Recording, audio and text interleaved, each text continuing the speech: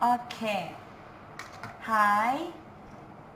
Video kita yang kali ini pasal sel voltan ataupun sel kimia juga.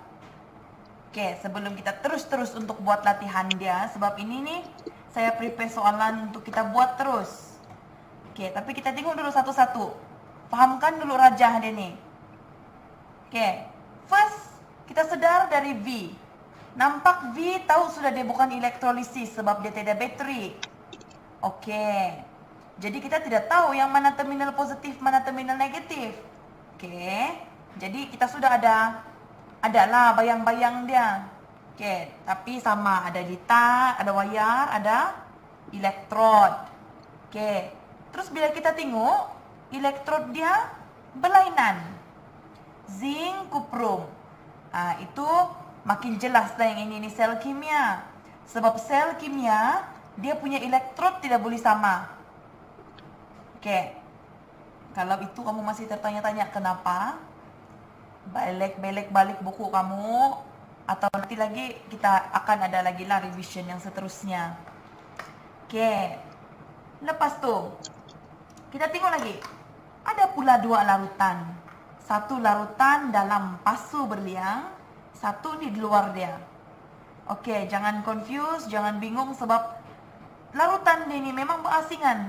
Memang betul-betul tidak bercampur larutan dia. Jadi tidak payahlah fikir nanti ini zinc akan keluar, zinc akan keluar pergi larutan kuprum nih. Tidak. Dia macam dua bikar yang berbeza nih. Oke.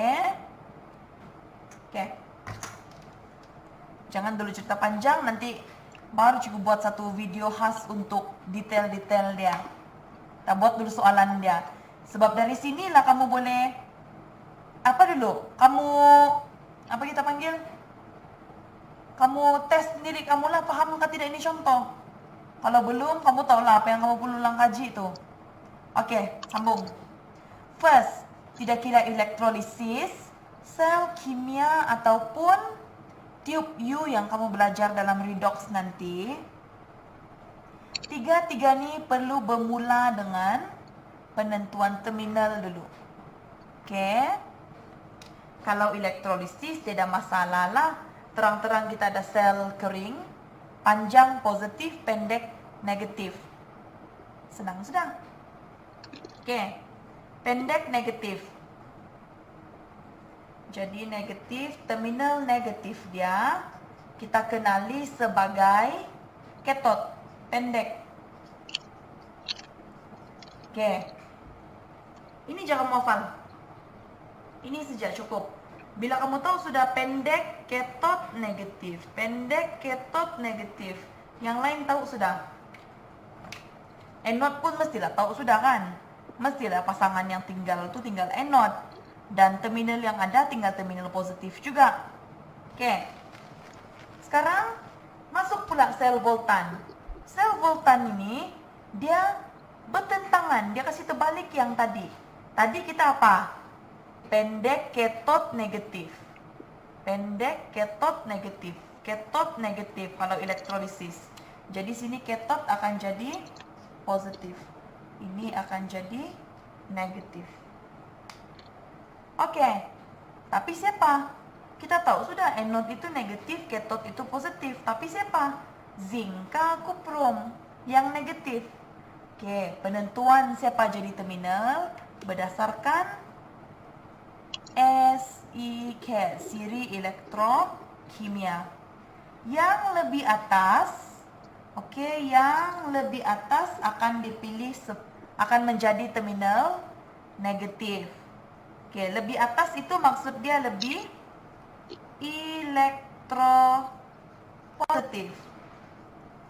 Elektropositif ini betul kan elektropositif? Bukan lebih reaktif? Samalah dia. Oke, elektropositif itu maksud dia lebih reaktif lah.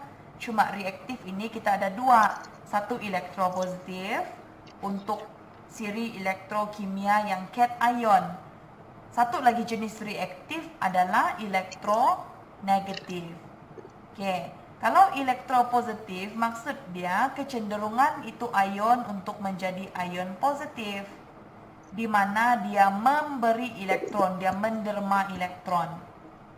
Oke, jadi antara zinc dengan kuprum, siapa lebih tinggi dalam SEK? Kalau nak kawin mesti ada zakat. Zinc duluan kita sebut. Jadi zinc di sini akan jadi terminal negatif, kuprum akan jadi terminal positif. Oke, sambung. Sekarang terminal siap. Kita membuat dia punya persamaan setengah pula. Oke, bermula dari negatif. Oke, terminal negatif ini nanti kan dia akan bagi elektron. Dia akan aliran elektron bermula dari terminal negatif lah. Naik, pergi sini, turun, sampailah dia pergi di terminal positif kita. Okey, itu cikgu sambung cerita lepas ni. Ngata? Elektron mengalir dari terminal negatif sampailah terminal positif. Dan nanti akan masuk lagi pergi sini, berulang lagi. Berulang lagi. Jadi itu tujuan dia untuk melengkapkan litar. Nanti itulah fungsi pasu berliang. Tapi kita mau cerita tu dulu. Nanti pasu berliang ini untuk melengkapkan litar. Cukup sampai sana dulu. Okey? Sambung. Anode ini. Anode ini iaitu terminal negatif ini, kita cakap tadi dia yang lebih reaktif, betul?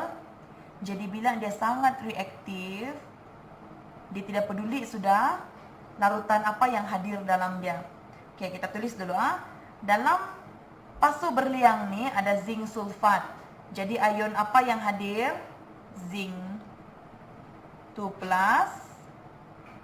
SO4 2 negatif, H+ dengan OH negatif. Okey. Tengok. Patutnya yang positif lah kan tertarik pergi sini. Sebab positif, dia akan attracted pada negatif. Tapi, elektrod negatif kita sekarang, dia terlalu reaktif sampai kan dia akan bertindak balas dengan diri dia saja. Okay, dia bertindak balas sama diri dia. Asalnya dia ni kan, dia atom, dia masih logam lagi di situ. Jadi, mula-mula dia zinc. Tapi kita cakap dia akan bertindak balas dengan diri dia. Dia hakis diri dia bertukar jadi ion. Okey, ini persamaan setengah pada terminal negatif kita. Dia tidak peduli sudah yang ion-ion hadir yang lain ni. Okey, jadi ini abaikan. Next. Cathode pula. Apa yang hadir di bahagian cathode sini? Bahagian luar, kuprum 2 sulfat. Jadi kita ada Cu2+, SO4 2 negatif, OH negatif, H+. Okey, jadi satu dulu yang penting yang cikgu selalu cakap. Asalkan cathode, jangan fikir panjang. Asal cathode, tidak kira lah di elektrolisis ataupun dalam sel kimia ni, sentiasa Si. Jangan lagi kamu pergi tengok terminal dia punya elektrod tu aktif ke tidak, kepekatan dia tinggi ke tidak, terus direct SEK. Okey. Jadi kalau ikut itu fakta,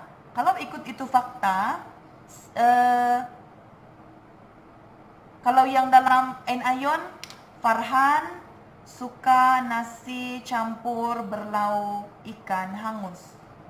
Okey. Jadi yang lebih rendah patutnya OH lah kan, dia cas di sini. Sepatutnya lah.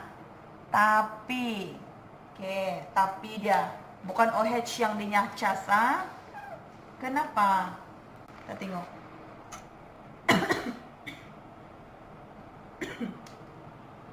Arah pergerakan elektron dia dari sini ke sini kan? Okey.